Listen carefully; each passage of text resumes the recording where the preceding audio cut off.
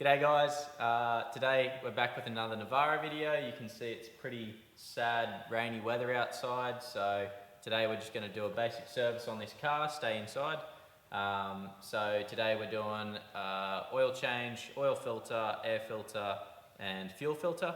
I've also just done another video which I'm not sure which will come out first on replacing injectors, intercooler and suction control valve, and then today I'll also install a crankcase filter kit, which is just a catch can, and that will probably come out sometime soon as well. So keep an eye out if you've got a YD25 Navara and want to see how to do these things. We're going to crack into it. So to do a basic service on these cars, these are the three filters that you'll need. So that's air filter, fuel filter and oil filter. And the part number for the oil filter is right there, 789A. The fuel filter is Z1000. And the air filter is A1495. Alrighty guys, so this is the engine bay of the YD25. You got your battery, intercooler, tappet cover, air filter, fuel filter, and then your oil filter is right down the side there, a little bit tricky to get to. So the first thing that we'll probably do is start dumping the oil and give it time to drip out. From there we can either start doing our air filter and fuel filter, or we can do our oil filter. It doesn't really matter, just give the oil time to drip out of the engine. The more you can get out the better. So what we're going to start with is dumping the oil. Okay, so underneath the car, that's the drain bolt right there. It's a 14mm. Oh man, that was really tight.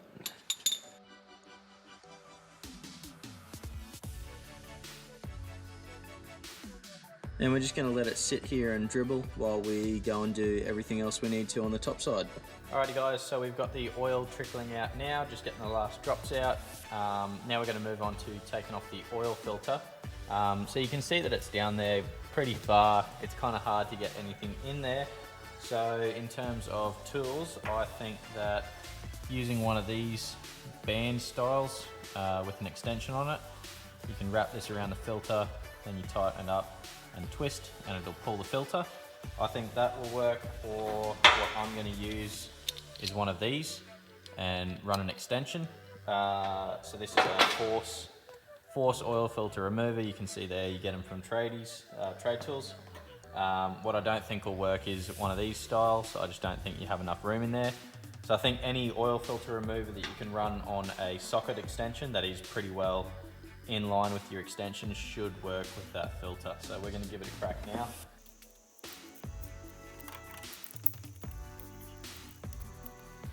So you can see that it's tightened up on that oil filter, and now all I need to do is get my ratchet onto that.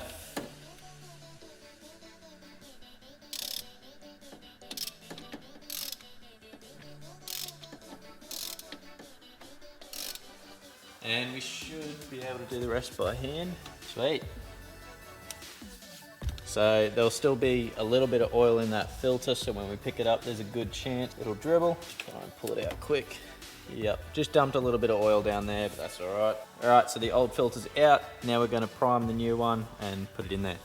So this is our oil filter here. We're just going to prime it now or wet it up. Take that plastic cap off. Just using that cardboard box to hold it. We've got our new oil here, so we're using Ultra Fleet from ProLube, and we're just going to put a little bit in there. Make sure you put a little bit around the rubber gasket there, and then roll it around so that the oil can get to everywhere.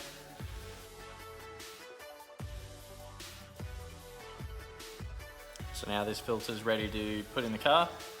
Okay, so on the oil filter it tells us right there how we tighten it up. So it says apply film of oil or grease to the face of the gasket, which is this bit here. Then it says tighten a minimum of 3/4 turn after the gasket contacts the mounting pad. So when you're tightening it up, you'll feel the friction, and you want to tighten it at least 3/4 turn more after that. So you don't need to go wrenching it up real tight, or else you won't be able to get it off. So yeah, just maybe do a full turn after that gasket contacts. good rule of thumb is just use your hand to put it on. If you have to use tools to put it on, you're doing it up way too tight.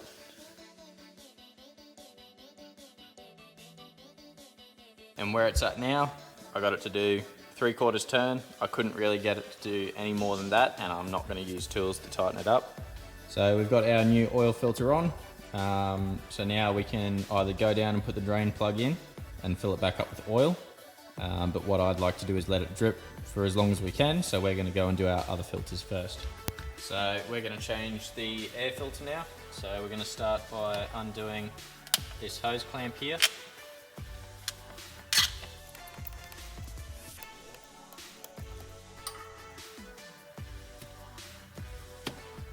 Pull that away from it, and we're going to undo our little clamps here, and then we can pull the lid off, push him out of the way, just roll him back. Be careful because we've still got the MAF plugged in and we don't want to pull on that cable too hard. We're going to remove our old filter, which is actually surprisingly clean, but we'll put the new one in anyway. So we've got our new filter here. So this is a Ryco filter. You'll notice it's got a hole right through the middle, and that this side has a bit of a lip on the edge of it. So this filter can only go one way. You can't stuff it up. So the edge without the lip goes into the filter, and this edge with the lip on it seals on your lid like that. So we're going to put the filter in.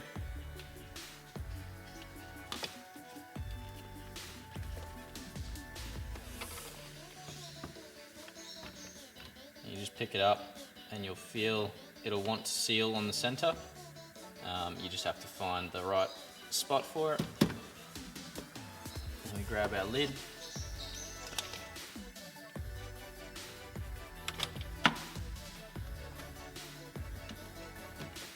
Just pull it against that filter and it'll squeeze up nice and tight on that rubber seal. Pull all our clips in. And then we just want to pull our hose clamp on like that, and that's our air filter changed.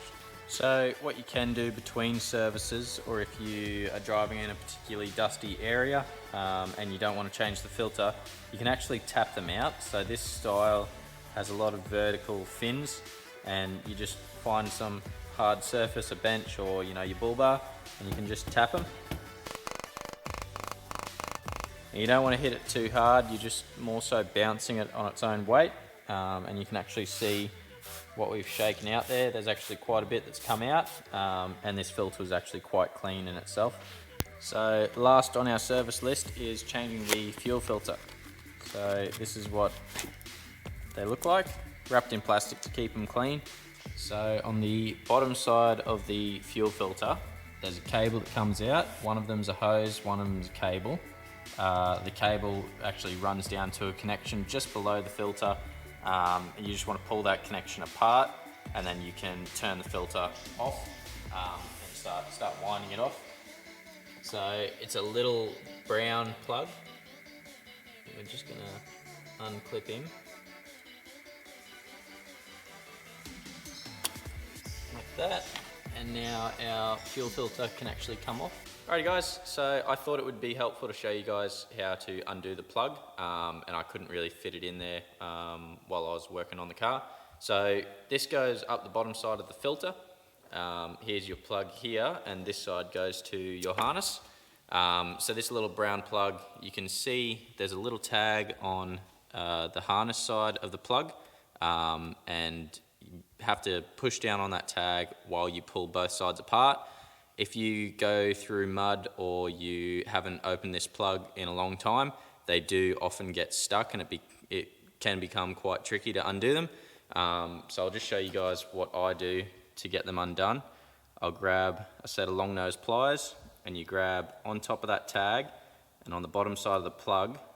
This will eventually damage the plug if you're not careful, so you don't want to be too rough with it, but you just want to grab just enough so that you can see that tag depress, and then give them a wiggle and pull backwards, and you'll see that it'll eventually wriggle off. This will be very difficult if there's mud in there, and it's not a bad idea to maybe put a bit of oil or some sort of grease around the plastic, not in the electrical fitting, just around the plastic there so that it can keep out the mud or moisture. Grease would definitely do a better job at that than oil, but something's better than nothing. And then when you put it back together, just push them together and that's in there. So normally I wouldn't take off this top side of the fuel filter, which is the priming assembly. It's only held on by 2 bolts. Normally I'd be able to take the filter off without touching this, but just to make it a little bit easier for me to show you guys what we're doing, I will take it off. There's nothing saying that you can't do it. If it's going to make it easier for you, it's only 2 bolts and they're not that hard to get to. So 2 little 12mm bolts.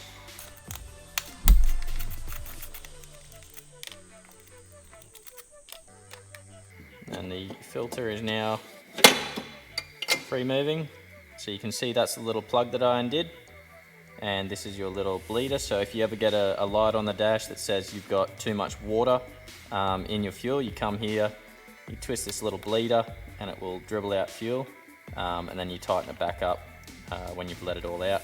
So this will be where this belt tool comes in handy. So I might sling it around the fuel filter and then I'll put some bolts back in to hold it in place while I undo it, and then we can work on it from there.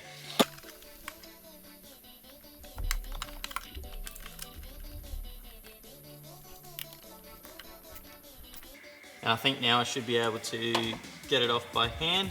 So we're going to take those bolts back out.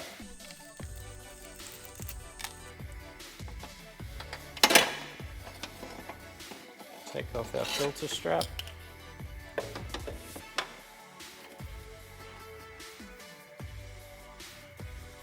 And there we go.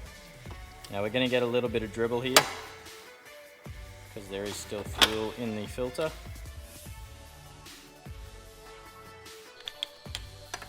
And so now we're going to take our old filter over to the table and we're going to pull the sensor out of it. So we've got our old filter here. Here's our new filter. We're going to sit him upside down in the vise. You can see he's still dribbling a little bit. That's okay, it's only diesel. And we're just going to clamp him up.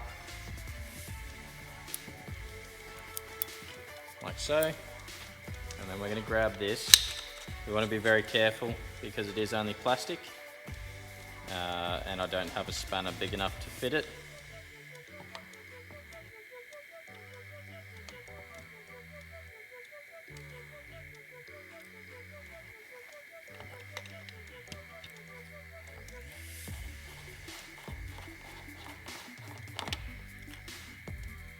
That's our little float there that'll give you your high water warning.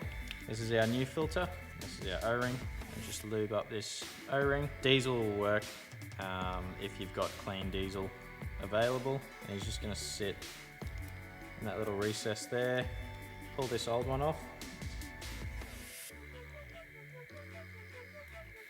I'm just going to thread him in and just make sure that he holds the O-ring in the right place. As he goes in, the O-ring goes up the thread, and when he's tight, turn him as much as you can by hand, and that's it. Now we've got the top end of our filter. Same thing again, a little bit of oil. Now this fuel filter is ready to go in. So we've got our fuel filter, a little bit of oil around the gasket. We've got our bottom end in. So now we can put him back on the housing. As tight as you can by hand. And just position him back onto his bracket. Put your bolts in. And then we can start priming.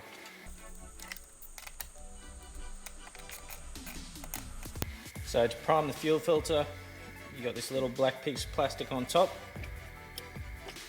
You're just going to sit here and you're going to push it over and over and over again until your hand gets tired, and then you're going to keep on going a little bit more all the way until this gets really hard to push, and that's when you know that you've bled all the air out, because air can compress but liquid can't. So that's pretty firm. Alrighty guys, so for those of you who want to get really technical with your oil changes, here's the torque for the drain plug. So that's 30 to 39 Newton meters. Otherwise, you know, do it up as tight as you want. Really, it's your car. So we're gonna get under there, put the drain plug back in, torque it up, and we'll start topping up with oil. So our oil plug is in, the sump plug. So now we can put our oil in, and depending on how coordinated you are, you can use a funnel or you can just pour it straight from the bottle.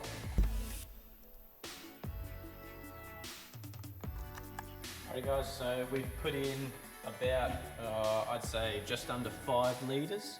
So it's just under the high line, which I'm quite happy with it staying there. So we're going to give it a bit of a start up now. I'm expecting it to maybe cough and sputter a little bit because we changed the fuel filter. So that's pretty normal.